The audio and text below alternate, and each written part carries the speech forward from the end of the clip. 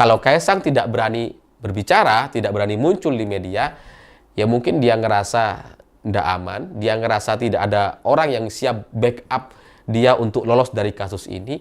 Sementara kekuasaan presiden atau bapaknya itu tinggal 40 hari lagi.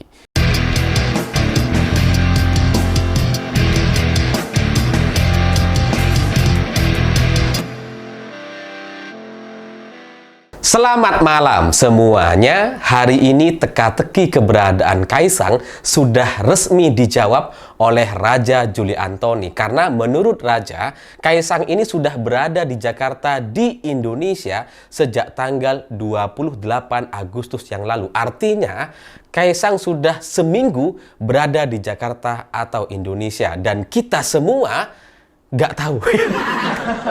Wartawan, netizen, KPK, nggak ada yang tahu. Bahkan Grace Natali sebagai orang yang pernah menjadi ketua umum PSI, kemarin ketika ditanya sama wartawan terkait Kaisang, Grace bilang, saya juga nggak tahu. Ini menarik gitu, unik gitu. Karena sebagai ketua umum PSI, mantan ketum PSI, kan mestinya Grace Natali ya ada komunikasi dengan Kaisang gitu. Sebagai sesama ketum, sebagai sesama petinggi di PSI, kan mestinya ada dong komunikasi gitu. Apa WhatsApp-nya sudah diblokir? Nggak gitu. Tapi yang menarik dari pernyataan Raja Juli Antoni, menurut dia, Kaisang ini hampir setiap hari berada di kantor PSI untuk membahas terkait Pilkada 2024. Dan Raja ini sering ketemu dengan Kaisang hampir tiap hari gitu. Ini menarik gitu ya. Dia ketemu dengan Kaisang hampir setiap hari, tapi baru bicara hari ini, 4 September gitu. Karena kalau kita ingat dari pernyataan Raja Juli Antoni di tanggal 25 Agustus atau 3 hari sebelum Kaisang tiba di Jakarta, Raja Juli Antoni sudah ditanya terkait isu jet pribadi. Dan jawaban Raja gitu ya, dia bilang, saya bukan jubir Kaisang. Jadi saya nggak mau jawab, nggak mau komentar. Oke, tapi pada intinya Raja Juli Antoni sudah ditanya. Sejak tanggal 25 Agustus ditanya soal isu jet pribadi. Artinya dia tahu ada isu jet pribadi. Dan ketika 28 Agustus Kaisang berada di Jakarta bertemu dengan Raja Juli Antoni hampir setiap hari sampai hari ini, pertanyaannya, apakah Raja Juli Antoni tidak menyampaikan kepada Kaisang bahwa ada isu jet pribadi di Indonesia dan itu harus segera diklarifikasi? Pertanyaannya itu. Apa Raja Juli Antoni selama ini diam gitu ya? Nggak bilang ke Kaisang karena dianggap ini cuma masalah rakyat biasa gitu ya. Ini komentar netizen yang nggak perlu dihiraukan dan sebagainya gitu ya. Karena ya sejak tanggal 28 Agustus gitu ya, ini kan seharusnya Kaisang sudah diberitahu dan kemudian bisa menyampaikan klarifikasi. Kalau kita ini, masyarakat biasa atau rakyat jelata ini tidak dianggap gitu ya, tidak dihormati, atau kita ini dianggap ya gak penting bagi Raja Juli Antoni dan Kaisang, oke lah gitu ya. Tapi KPK 30 Agustus, KPK mengatakan bahwa KPK sudah menyiapkan surat, tapi mereka tidak tahu akan dikirim kemana. Karena mereka juga nggak tahu Kaisang ada di mana. 30 Agustus. Artinya, Raja Juli Antoni tahu Kaisang sudah ada di Jakarta, dan KPK di saat yang sama menanyakan Kaisang ada di mana, dan mereka nggak tahu akan kirim surat kemana. Tapi apa yang dilakukan oleh Raja Juli Antoni pada tanggal 30 Agustus, 31, 1 September, 2 September, 3 September, apa yang dilakukan? Nggak ada. Hari ini baru dia bicara bahwa Kaisang sudah ada di Jakarta sejak tanggal 28 Agustus yang lalu. Artinya, Raja Juli Antoni untuk menjawab isu soal keberadaan Kaisang, dia butuh waktu 4 hari. Kenapa selama itu? Gitu ya? Ini telat mikir jangan-jangan gitu ya? Atau tengah loading gitu, atau seperti apa gitu. Ya karena aneh gitu bagi saya gitu. Orang yang sudah berada di Jakarta gitu ya, ditanya, dicari banyak orang, tapi kemudian orang yang tahu tidak menyampaikan kalau Kaisang sudah ada di Jakarta. Baru menyampaikannya hari ini. Dan itu pun setelah klaim Raja Juli Antoni yang katanya Kaisang hampir tiap hari berada di kantor PSI, hari ini wartawan menunggu Kaisang di kantor PSI dan Kaisang gak kelihatan. Tapi poin menariknya bukan itu. Bukan soal Kaisang yang nggak hadir, bukan soal Kaisang yang nggak ada di kantor PSI. Tapi semua orang di kantor PSI tidak ada yang berani untuk meladeni wartawan. Tidak ada yang berani menjawab pertanyaan wartawan. Setiap orang yang hadir di kantor PSI buru-buru pergi dan menghindari pertanyaan-pertanyaan dari wartawan. Ini ada apa gitu ya? Semua pihak takut bicara gitu ya. Gak berkenan, gak mau diwawancarai, buru-buru dan membuat kantor PSI malah menjadi sepi yang sebelumnya sudah ditungguin sama wartawan.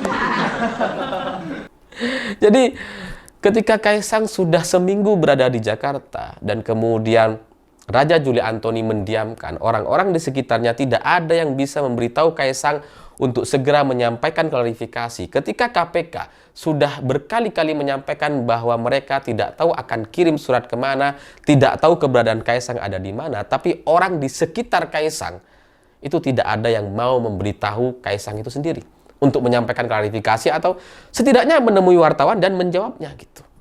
Karena orang seperti Raja Juli Antoni sebagai posisinya sebagai wakil menteri gitu ya, dia pasti punya akses kepada wartawan dan itu akses yang sangat-sangat cepat sekali. Seharusnya kalau dia memang tahu gitu ya, dia memang ketemu dengan Kaisang sejak 28 Agustus yang lalu. Ketika KPK bertanya keberadaan Kaisang, ketika KPK tidak tahu akan kirim surat kemana, seharusnya Raja Juli Antoni sudah langsung menjawabnya di media. Kasih aja kirim ke wartawan, kirim ke WhatsApp-nya, itu pasti langsung naik beritanya. Bilang aja bahwa Kaisang sudah ada di Jakarta kok, tinggal kirim aja ke kantor PSI, selesai gitu. Tapi kenapa itu tidak dilakukan sama Raja Juli Antoni? Dia mendiamkan sampai hari ini dia baru bicara setelah seminggu Kaisang berada di Jakarta.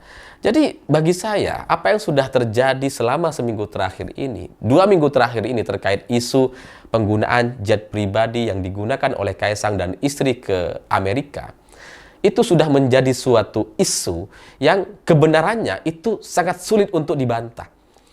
Karena kalau Erina sudah posting foto di Instastory-nya gitu ya, itu sudah ada di mana-mana rekam jejaknya. Jejak digitalnya sudah ada di mana-mana dan orang menafsirkan bahwa ini adalah jet pribadi jenis tertentu. Itu 2 minggu yang lalu.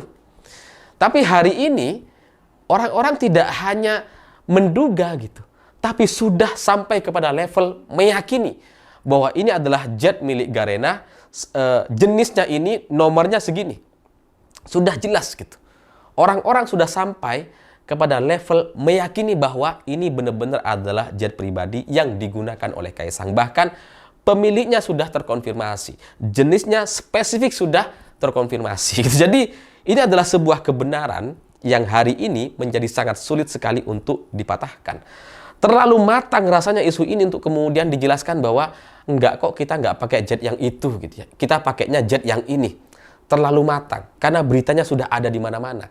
Dan orang sudah mulai meyakini bahwa yang digunakan oleh Kaisang adalah jet termewah di dunia saat ini. Nah, kalau sudah seperti ini, maka klarifikasi apapun itu tidak akan terlalu berdampak. Kecuali soal klarifikasi dari mana Kaisang bisa membayar sewa jet pribadi kemarin. Ya, kalaupun misalkan dia nggak nyewa sendiri, siapa yang memberikan uang atau siapa yang memberikan fasilitasi untuk menyewakan jet pribadi bagi Kaisang gitu. Tapi kalau ngelihat dari sikap kader-kader PSI di kantor PSI hari ini yang ketakutan untuk bertemu atau meladeni pertanyaan-pertanyaan wartawan, dan kemudian Kaisang sudah seminggu ada di Jakarta, di Indonesia, tapi kemudian tidak berani berhadapan-hadapan dengan wartawan mengklarifikasi terkait isu yang sudah berada di media sosial sejak 2 minggu yang lalu. Ini menunjukkan bahwa Kaisang nampaknya sangat-sangat ketakutan gitu. Dan ini semakin menjelaskan bahwa ada sesuatu, ada yang salah dari isu ini. Bahwa nampaknya bahkan Kaisang sendiri itu nampak tidak yakin atau merasa tidak aman dengan isu yang sedang beredar di media sosial hari ini. Jadi Kaisang itu mungkin berada di titik yang sangat-sangat tidak percaya bahwa dia akan selesai dan lolos dari isu ini. Karena orang sudah mempertanyakan, isunya sudah sangat matang sekali dan diyakini oleh semua orang, sehingga klarifikasi apapun nampaknya tidak akan bisa menyelesaikan semua ini. Jadi kalau Kaisang sudah seminggu berada di Jakarta tidak memberikan pernyataan apa-apa, malah cuma sibuk ke kantor PSI dan kemudian tidak menganggap penting isu ini, ya itu menunjukkan bahwa ya dia memang ketakutan sekali gitu. Dia kayaknya nggak tahu akan menyampaikan apa, akan mengklarifikasi seperti apa, karena fakta-fakta yang sudah ada di media itu sudah menjadi satu keyakinan publik. Dan lebih dari itu, kalau Kaisang tidak berani berbicara, tidak berani muncul di media, ya mungkin dia ngerasa tidak aman, dia ngerasa tidak ada orang yang siap backup dia untuk lolos dari kasus ini, sementara kekuasaan presiden atau bapaknya itu tinggal 40 hari lagi. Pak Jokowi selesai 40 hari lagi dan itu nampaknya bukan waktu yang cukup untuk menyelesaikan atau membersihkan kasus ini. Entah dengan pengalihan isu atau dengan klarifikasi apapun, nampaknya waktu 40 hari ini tidak cukup untuk menjawab kemarahan banyak orang yang sudah terlanjur diluapkan selama 2 minggu terakhir. Kemarahan orang yang sangat tinggi kepada keluarga Jokowi ini dipicu oleh adanya upaya untuk menggagalkan putusan MK yang kemudian ada gerakan di DPR untuk melakukan revisi Undang-Undang Pilkada. Kemarahan orang yang begitu tinggi seperti ini jarang-jarang sekali gitu ya. Jarang sekali dan mungkin ini pertama kali yang terjadi kepada keluarga Jokowi. Kemarahan selama 2 minggu terakhir ini yang kemudian terus dibicarakan dan beritanya bertahan terus berada di media, bahkan ketika Paus datang ke Indonesia, berita ini tetap ada. Ini menunjukkan bahwa kemarahan banyak orang itu sangat-sangat tinggi sekali, apalagi kemarahan para wartawan. Jadi kalau komedian sudah terus memainkan isu ini di televisi, di banyak acara gitu ya, membahas soal jet pribadi di beberapa televisi di Indonesia, ini menunjukkan bahwa isu ini nampaknya sudah tidak bisa dibendung lagi.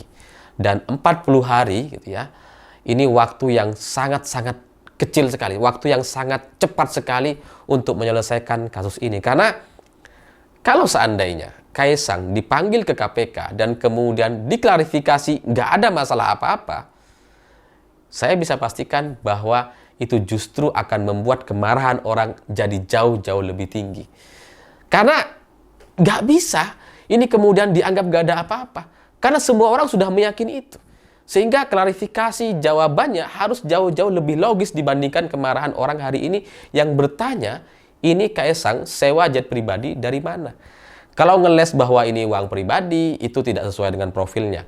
Kalau ngeles bahwa itu cuma postingan, ngambil di internet dan sebagainya, itu sama sekali tidak sesuai dengan situasi dan kondisi hari ini di mana Kaisang setelah seminggu berada di Jakarta, tidak segera memberikan klarifikasi atau jawaban. Bahkan seharusnya kalau itu memang benar-benar hanya keisengan Erina Gudono, sejak isu ini muncul harusnya langsung diklarifikasi hari itu juga. Ya di Amerika kan ada WhatsApp juga, ada internet kan. Nggak cuma di Indonesia kan yang ada internet gitu ya. Jadi dengan ketakutan itu gitu ya, membiarkan isu ini kemudian terus bergulir begitu besar sampai sekarang ini menjadi sangat-sangat tidak bisa dikendalikan. Ini menunjukkan bahwa memang ada masalah. Isu ini adalah masalah besar yang tidak bisa di-backup oleh siapapun nampaknya gitu ya. Sehingga sekali Kaisang masuk ke KPK mengklarifikasi atau menjawab pertanyaan-pertanyaan di KPK, ini akan menjadi masalah yang sangat-sangat lama. Ini akan menjadi satu cerita yang mungkin akan menjadi pintu masuk untuk membuka banyak sekali kasus yang ada di dalam istana. Ya kita tunggu saja gitu ya, 40 hari ya sebentar rasanya gitu ya. Kalau isu ini masih terus dinaikkan selama beberapa hari ke depan, kita lihat seberapa lama isu ini akan kuat terus bertengger di media nasional. Saya pikir itu. Terima kasih sudah menonton. Begitulah kura-kura.